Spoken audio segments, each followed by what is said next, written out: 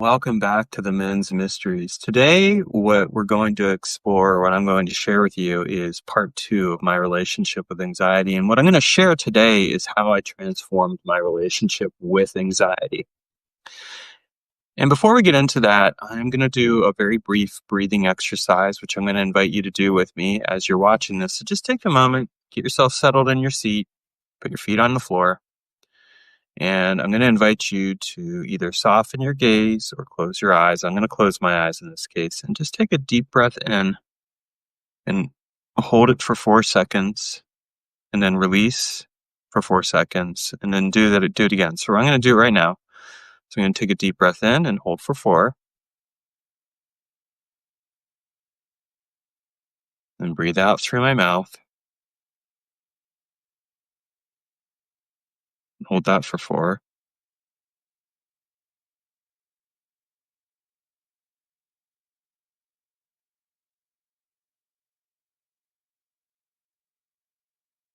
Let's do it one more time.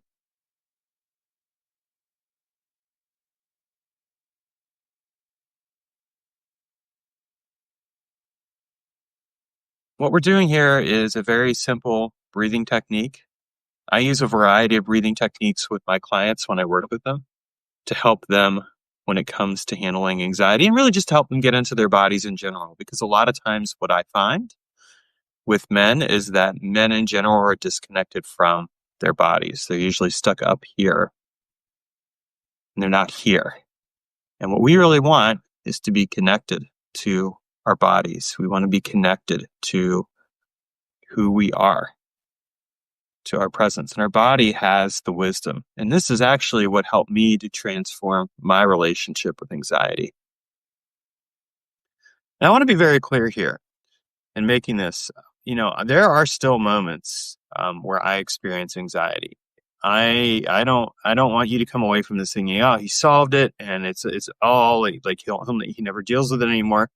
No, I still have moments where I feel anxiety, but what I have now is I have a set of tools and techniques and processes that I use to allow myself to befriend anxiety and transform my relationship with it from one of inaction and analysis paralysis to one of action, to one of being able to get some things done, but also just being comfortable and present in the moment. Because sometimes that's what I need more than anything. So what I'm sharing here really is how I transformed my relationship with anxiety. And really what it came down to was, first of all, acknowledging that, I do feel anxiety. It may seem odd that that's the first step, but I think for a lot of men, acknowledging that they feel anxiety is really hard. And for many years, I didn't acknowledge that I felt anxiety. In fact, I scoffed at the idea that I felt anxiety, and when other people said they were anxious, there was part of me that was judging them.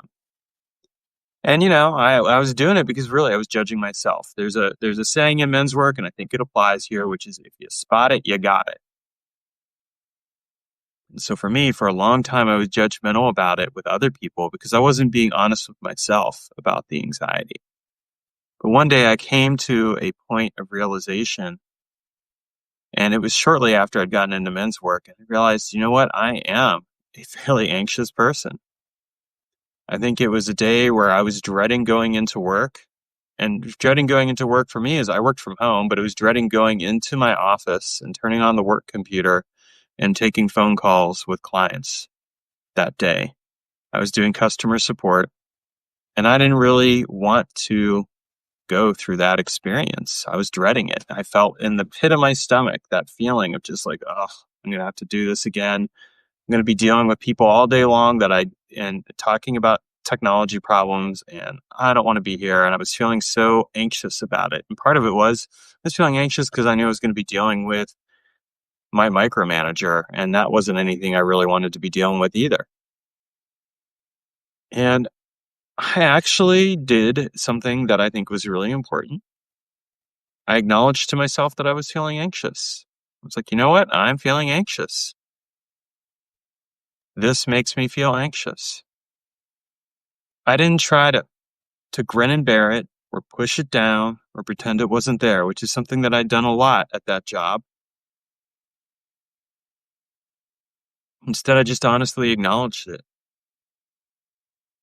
And I want to be clear, even that honest acknowledgement didn't automatically solve all the problem. But what it did do is it gave me permission to acknowledge and realize that, yes, I feel anxiety. And I needed to acknowledge that. I think one of the first step for men when it comes to anxiety is being able to honestly acknowledge that they feel anxiety. And it's interesting because one of the ways that anxiety comes out is through anger. So it's acceptable for men to feel anger. And so a man might feel frustrated or impatient or angry or whatever and have those emotions come out. And what they may not realize is that that expression of anger, that expression of irritability, that expression of frustration may be coming out sideways, and it may be a symptom of what is being felt that is actually anxiety. Anxiety at its core is really a signal. It's a signal that's saying there's something here that's not in alignment with where I want to be. I actually see anxiety as a signal that says you're not connecting to your purpose, to your mission fully. There's something off here. Of course, anxiety can be other things too. Anxiety can be an experience of discomfort, like, oh, I'm going to go off and do this thing that I'm not comfortable with. And I'm a great example of that. I used to have travel anxiety. The idea of going to travel made me anxious. And a lot of times I'd go and travel and I wouldn't enjoy the traveling. I would kind of want to be like, I want to get this done with as soon as possible and get back home because home felt safe. And I used to feel that way all the time. I don't anymore. And I'm going to be sharing in a future post a few tips on how I learned how to handle travel anxiety, because I think that's an important element for men and just people in general to deal with. But it was one of those cases where the more I learned to start accepting and acknowledging anxiety, the more curious I got about, well, what's really going on underneath anxiety? And this is what was helping me to transform my relationship with anxiety. Because with anxiety, what I found is that when I didn't acknowledge it, it just got louder and louder and louder. And in my case, it wasn't necessarily a panic attack. Like for many people, that's how it shows up. In my case, it was freezing up. It was taking longer to take action on something that I wanted to do. Or it was going through an experience and not really wanting to be in that experience. I think it's really important to acknowledge that anxiety can take many different forms. And whatever form it takes in your life is something to be aware of. There's a signal there. There's communication going on. There's something being said or indicated. And that's what I learned. So in transforming my relationship with anxiety, what I ended up discovering is that I really had to befriend anxiety. I had to treat anxiety. I chose to treat anxiety as a signal that was trying to tell me something. And what I discovered is that anxiety was really saying, like, look, I'm afraid of the unknown. I'm afraid of challenging things. And I dug into that even deeper and I got curious about it. What I came away with is that anxiety was really a question about, am I okay? Am I okay with myself? Am I okay with my beloved? Am I okay with my friends? Am I okay with my job? Am I okay with the world? That was the question at the root of my anxiety. It was an attachment question. And when I traced that back, I discovered that like one of my earliest wounds was when I was like 1 year old. My mom had basically flown out to meet my dad. They'd gotten divorced, and she gave me to my dad, and they were fighting. Now imagine 1 year old. You're a baby. You're taking in everything. You're soaking everything in around you because you're a sponge at that point in time. Like you're just trying to figure out like the world around you and everything else. So imagine taking in that kind of experience. That's definitely going to cause a disruption toward feeling okay. I was leaving the primary person that made me feel okay. I was being given to somebody that I hadn't really experienced for a significant period of time, because for the first year of my life, my dad wasn't really there. I didn't feel okay. It took me a long time to recognize that this was at the core of my anxiety. It was a feeling of I'm not okay with the world. If I didn't feel okay with the world, anytime anything came along that disrupted that feeling of being okay with the world would cause me to freeze up and feel anxious. Now let's apply this to you. In your life, when you feel anxiety, explore it from the question of, am I okay? Where is that question in, as far as it applies to anxiety? Where is it rooted in your body? For me, it was rooted here. And it was interesting because it felt like hands trying to grab, and it was basically my dad's hand trying to grab me from my mom.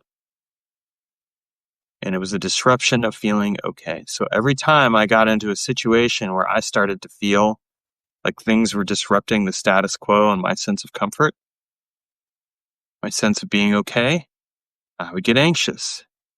And it would slide me into analysis paralysis. It would slide me into fear. It would freeze things up. And that was my experience of anxiety. Your experience of anxiety might be different. It might be panic. It might be, shortened breaths. It might be some other experience. But underneath that is a wound. And that wound, whatever that wound is part of that experience. Now, we're not going to necessarily dive into that right now. And what I would recommend to you is, if you're watching this, you're kind of like, yeah, there's something here. Journal about it. First of all, write it out and reach out to me. Feel free to comment on this post, whether it's on Substack or YouTube. Feel free to direct message me. Let's connect, because this is work that's not meant to be done alone. I didn't do my anxiety work alone, and it's not meant to be done alone. And as a men's coach who focuses on helping anxious men transform their life from inaction to action, one of the ways that I do that is I help you learn how to get to know your anxiety and get to the root of what is at that root wound of anxiety.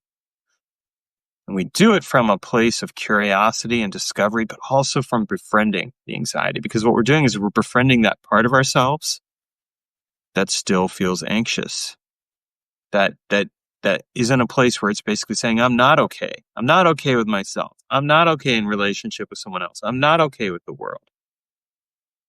Okay, let's honor that. Let's acknowledge that. There's something there. And part of it may be, I'm not okay with something that is essential to who and what I am. Maybe I'm missing connection with purpose or mission or something else along those lines. Well, then get clear on that. For me, working at the job that I mentioned, a huge part of it was I recognized on some level, like, this is not what I'm meant to be doing with my life. Being on the phone all day long, dealing with customers who are complaining about their software tech was not the answer. And I knew that. I wasn't happy at that job. I was good at it, but I wasn't happy with it. I wasn't happy dealing with a micromanager who continually put pressure on, better KPIs and better survey results and did you sell something or not? It felt like there was a lot of pressure there. And I wasn't making that much money to be dealing with all that pressure. Not that even if you are making a lot of money, it's justified, because honestly, at the end of the day, it's not. One of the most precious resources we have is our time and what we dedicate our time to.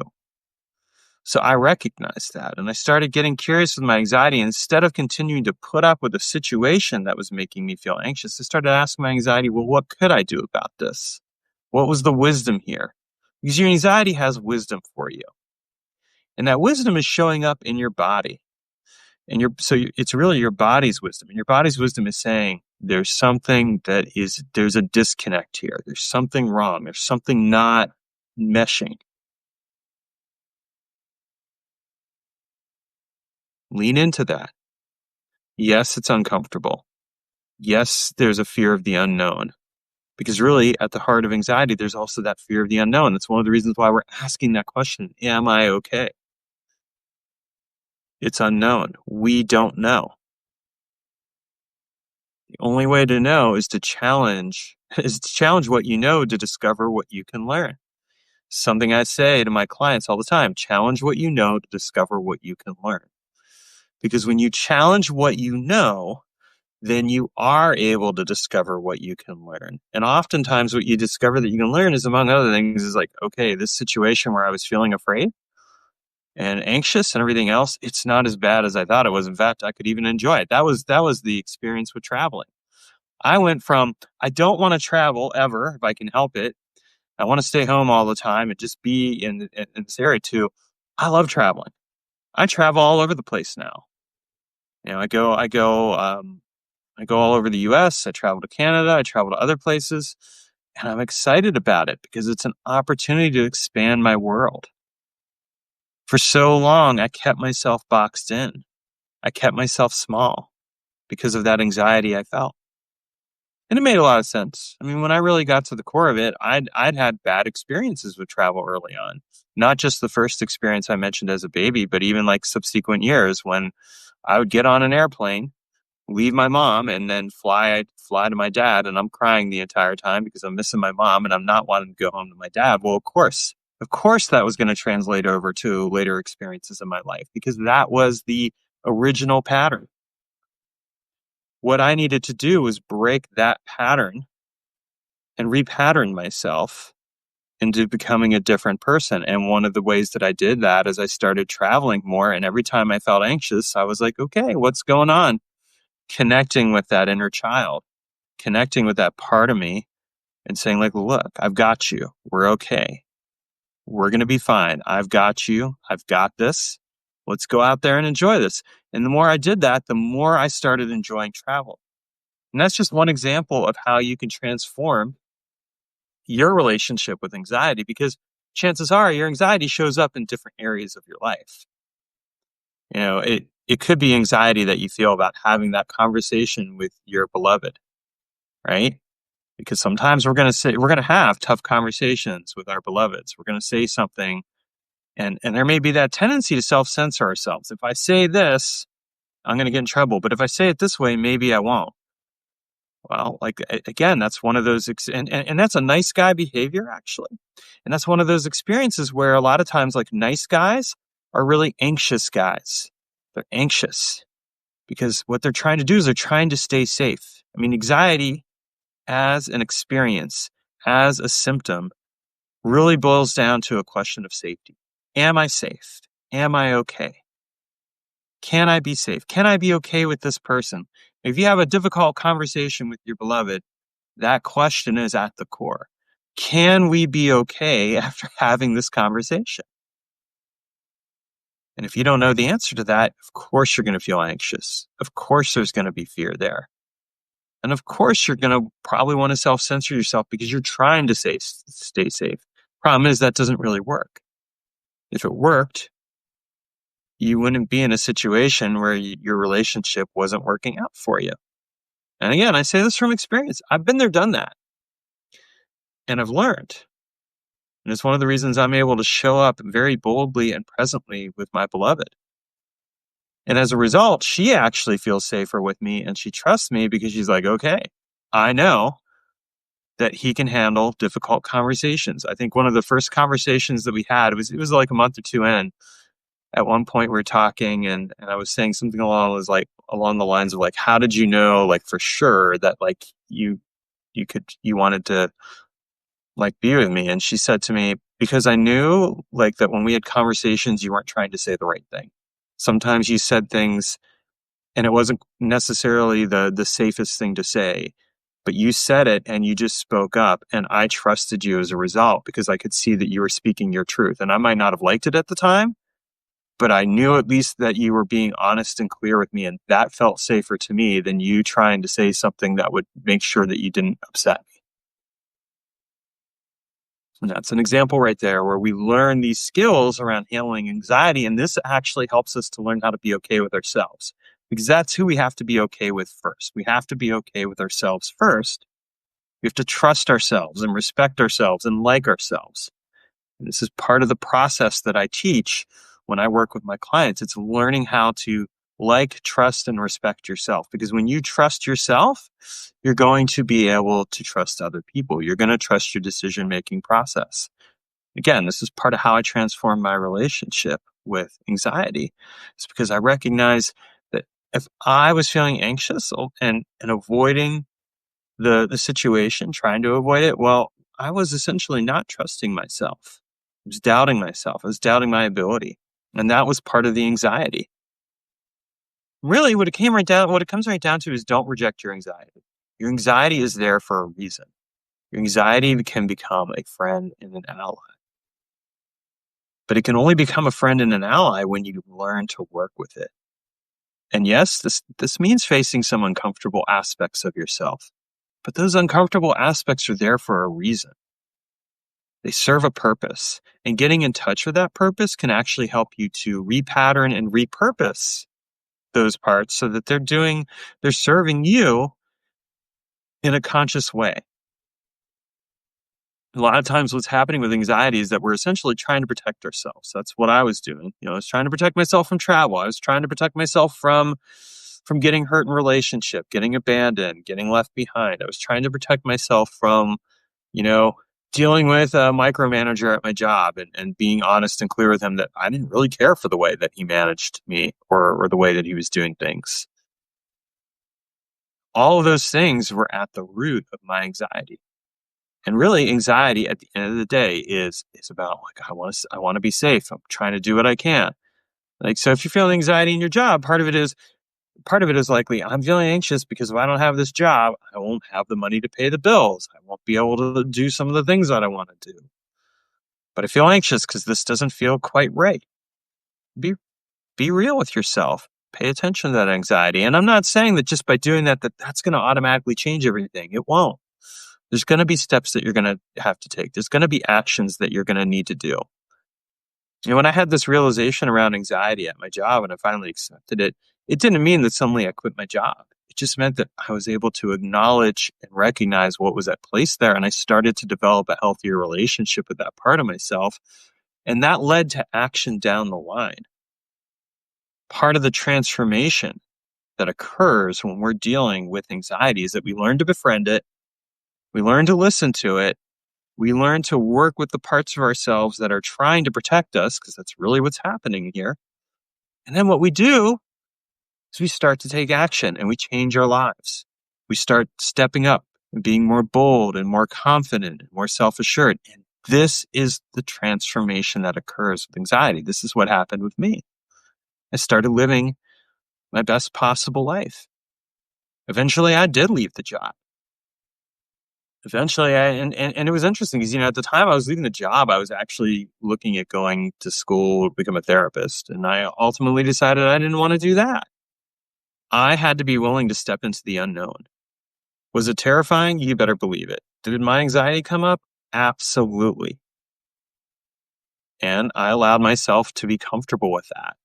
Because I befriended my anxiety, I was able to calm myself and just keep moving forward. And what I did is I said to myself, I have the resources to do this.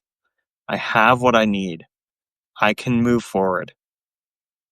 And I started transforming my life.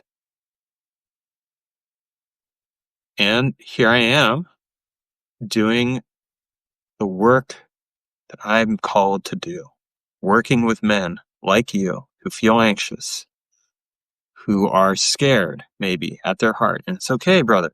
It's okay to be scared. It's okay to feel that fear. What's not okay is denying. And this may be a hard step for you to do. I get it. The first step is always the hardest. As a martial artist, I can tell you that the hardest belt isn't to attain isn't the black belt. It's actually the white belt. Because when you're putting on the white belt, it means you're actually getting started. The hardest step is the first step. It's getting started.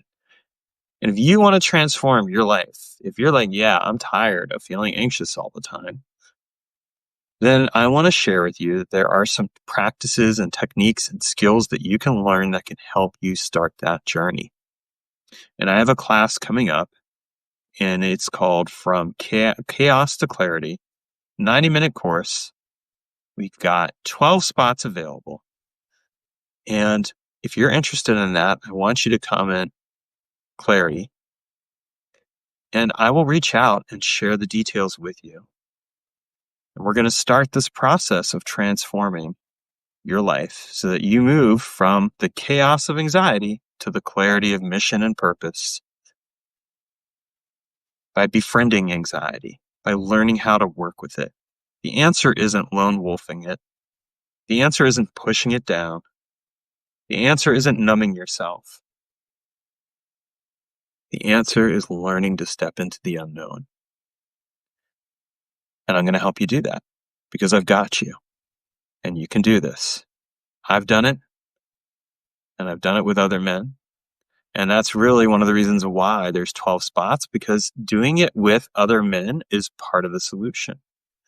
When you know that you're not alone, it makes it easier to go through the transformation. Trying to white knuckle it and do it alone doesn't work.